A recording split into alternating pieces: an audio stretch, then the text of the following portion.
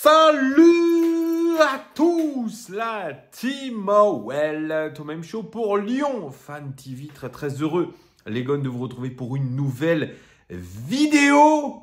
Enfin, un débrief à froid, les 5 choses que nous avons retenues du match. Enfin, un débrief à froid avec une victoire de l'Olympique Lyonnais, je dirais une deuxième victoire consécutive, parce que c'est plutôt ça qu'il faut retenir. Avant toute chose, les amis, n'hésitez pas à vous abonner, c'est très important pour le référencement. Mettez un pouce bleu, c'est très important, c'est gratos. Et mettez aussi un petit commentaire, ça nous permet vraiment d'avoir de la force et surtout de très bien référencer notre chaîne. Alors comme je vous disais, vraiment, quel plaisir, quel plaisir. Alors ça n'a pas été vraiment tout parfait sur le terrain, loin de là, puisqu'on a vécu une première mi-temps extrêmement compliquée contre Lille. Mais la victoire sur la plus petite des marges a été jouissive dans un stade qui était chauffé à blanc, surtout qui était, pas mal le jeu de mots, je viens de me le mettre, chauffé à blanc et surtout à guichet fermé, quasiment 60 000 spectateurs, donc une ambiance de dingo au Groupama Stadium. Pour ceux qui étaient, n'hésitez pas à mettre un commentaire pour me dire l'ambiance qu'il y avait, plus petite des marges, mais qu'est-ce qu'elle fait du bien cette victoire, parce qu'on est en train d'essayer de faire une remontada, on essaye de remonter au classement, même si on reste coaché à une 8e place, nous sommes plus trop loin d'un ennemi historique que nous allons affronter la semaine prochaine, à savoir l'Olympique de Marseille. J'en reparlerai un petit peu plus tard dans cette vidéo. En tout cas, on n'avait pas gagné contre Lille, notre bête noire, depuis quasiment 10 ans, il me semble même plus de 10 ans, puisqu'à l'époque, il y avait un certain Johan Gourcuff dans cette équipe. Donc, ça remonte vraiment à très longtemps et on était du côté de Gerland. Donc, waouh, c'est quelque chose vraiment qui fait du bien parce que ça fait du bien surtout dans les têtes.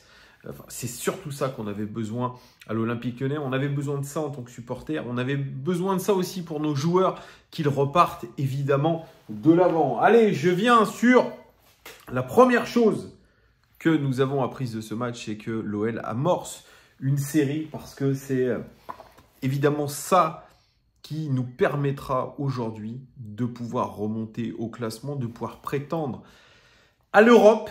Parce que c'est évidemment l'ambition de l'Olympique Lyonnais, c'est l'Europe. C'est de retrouver la Ligue des Champions, ça serait le Graal. Mais une Europa League, évidemment, je pense que personne ne cracherait dessus au club. Donc on essaye aujourd'hui de remonter au classement, de se redonner des ambitions. Et l'arrivée de Laurent Blanc, elle est évidemment, je dis désolé de le dire, de faire des redondances avec évidemment, mais c'est évidemment l'objectif de Laurent Blanc, remonter absolument au classement et surtout faire le plein de points avant la trêve de la Coupe du Monde. Ça, c'est l'objectif de Laurent Blanc et je crois qu'on est en train de remonter la pente puisque l'Olympique Lyonnais vient de signer sa 2e victoire de suite. Et ça, ce n'est pas rien parce que ça nous permet vraiment de se redonner de l'espoir. En 3 matchs, on a quand même fait 6 points sur 9 possibles. Donc, c'est plutôt très bien. Et je vous ai mis une petite statistique. J'étais sur Understat. Vous savez, j'adore les stats. 3 matchs sur uniquement 3 matchs. 3 matchs. Je ne parle pas depuis le début du championnat. Sur 3 matchs. Sur les 3 derniers matchs, donc depuis l'arrivée de Laurent Blanc, on devrait être aujourd'hui 4e de Ligue 1 avec 6 points en termes d'expected points, des points attendus. On devrait avoir marqué 5 points. Donc, on est extrêmement cohérent sur les 3 derniers matchs de Laurent Blanc. On a marqué 5 buts. On aurait dû en mettre 5. Donc, on est hyper réaliste par rapport à nos occasions. On a encaissé 4 buts. On aurait dû en encaisser 4. Donc, c'est hyper réaliste. Et on est 2e pressing de Ligue 1 derrière Reims sur les 3 derniers matchs. Donc, c'est plutôt très positif et ça nous permet de voir un petit peu l'avenir en rose, un peu plus rose qu'on l'imaginait. Alors bien sûr, il y avait toujours, je dirais, cette inquiétude, en tout cas, si vous avez vu l'avant-match, entre guillemets, d'Axel, son point de vue, lui, il était plutôt inquiet avant la réception de Lille. Moi, je l'étais aussi un petit peu. Et ça me permet d'être rassuré quant à nos capacités à pouvoir enchaîner et à pouvoir faire une très belle série jusqu'à la Coupe du Monde. Donc on verra, mais en tout cas, on est en train de l'amorcer cette série et on le sait, si on veut prétendre à des ambitions, il faudra faire une grosse série. Deuxième chose que nous avons apprise de ce match, c'est que Laurent Blanc a relancé l'OL mentalement. Et ça, c'est pas moi qui le dis, c'est Anthony Lopez qui dit que finalement l'arrivée de Laurent Blanc a permis de relancer la machine mentalement. Il a trouvé les bons mots, il a su prendre les choses comme il le fallait pour pouvoir redonner mentalement, je dirais, une existence à notre groupe. Parce que c'est une existence. On avait un groupe fantôme, et ça tombe bien puisqu'on est le soir d'Halloween. Il y avait un groupe fantôme, on avait des joueurs fantomatiques, des joueurs qui, même en difficulté, ils creusaient leur tombe. Ils creusaient encore, ils creusaient. Et là, l'arrivée de Laurent Blanc, mine de rien, elle est hyper positive, puisque les mots aussi d'Anthony Lopez sont très forts. Il a dit, il est venu frais. Frais, c'est-à-dire pas pollué mentalement. Et ça, c'est très fort. La fraîcheur de Laurent Blanc qui a permis à tout un groupe de reprendre confiance. Et notamment, cette fraîcheur, je trouve qu'elle est teintée un petit peu de calme. Beaucoup de calme. Et ça, c'est un mot très important dans la vie, mais surtout dans le sport de haut niveau, le calme. Et Laurent Blanc, c'est vrai, quand vous l'entendez parler, vous l'écoutez parler, il y a du positif, il y a du calme et je dirais il y a de l'abnégation. Et surtout, là où je vois qu'il y a une patte Laurent Blanc, c'est qu'il y a une analyse très intéressante des choses. Il y a une vraie analyse et il y a un audit qui a été fait de la part de Laurent Blanc. Et notamment, il dit quelque chose qui revient depuis sa présentation, sa conférence de presse de présentation et quand il a vu un petit peu l'état de nos troupes, un manque physique. Notamment dans les duels, il dit on est en retard physiquement. Alors ça, c'est vrai que ça me fait penser un petit peu à Peter Bosz, encore, qui lui voulait pratiquer un jeu très exigeant physiquement, tout en sachant que son équipe n'était pas prête à le faire. Donc là aussi, il y a une patte Laurent Blanc, il y a des choses qui ont été vues et je dirais qu'il a envie de solutionner ces problèmes et il a une idée très précise de comment il va le faire. Et ça, c'est déjà extrêmement bien et très positif. Vraiment, bravo à lui. En tout cas, il est en train de nous faire relever la tête. Il fait relever la tête aux supporters, il fait relever la tête aux joueurs. Et ça, franchement, c'est chouette et j'espère que ça va continuer. Troisième chose que nous avons apprise de ce match, c'est que Lopez, Tagliafico, Lacazette et Le Penant sont indiscutables. Ces joueurs-là, aujourd'hui, c'est une ossature, une véritable ossature, je dirais. C'est une colonne vertébrale que nous avons à l'Olympique Lyonnais. C'est des joueurs d'expérience pour la plupart, sauf le jeune Le Penant, qui sont en train de montrer qu'ils peuvent tirer un groupe vers le haut. Et ça, c'est ce que voulait Laurent Blanc, puisqu'il est arrivé avec cette envie, avec cette idée directrice de donner les clés du camion à des joueurs expérimentés. C'est le cas avec Anthony Lopez qui fait un match fabuleux puisqu'il nous permet vraiment de rester la tête hors de l'eau et de finalement, je dirais, être tueur devant le but et de marquer via Alexandre Lacazette le seul but de la rencontre. Il fait encore des parades de malade, Anthony Lopez. Je suis désolé. C'est un joueur qui est extrêmement régulier. Alors bien sûr, Constant en parlait, il a eu une saison qui n'a pas été bonne. C'était avec un ancien préparateur, avec un ancien coach des gardiens avec lequel il ne s'entendait pas. J'ai oublié son nom d'ailleurs. Il ne s'entendait pas, il n'y avait pas de connexion et il a signé une de ses pires saisons à l'Olympique Lyonnais. Et puis depuis que Rémi Vercoutre est revenu dans le game, eh bien, je trouve qu'il y a vraiment une progression chez lui. Il y a toujours, je ne sais pas, il est très très vif sur sa ligne, il sent bien les choses.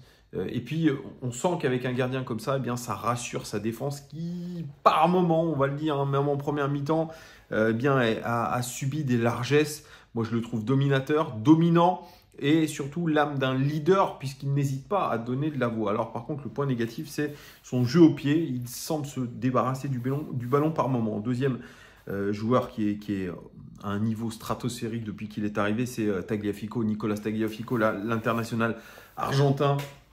On en a parlé lors du débrief, mais quelle belle trouvaille. C'est un joueur qui ne fait pas de bruit, Mais qu'est-ce qu'il donne sur un terrain, mentalité exceptionnelle, joueur fin techniquement, qui, mine de rien, lâche des caviars. Je ne sais pas à combien il est de passes décisives, mais c'est un garçon hyper intéressant dans sa capacité à se projeter, dans sa capacité à défendre aussi.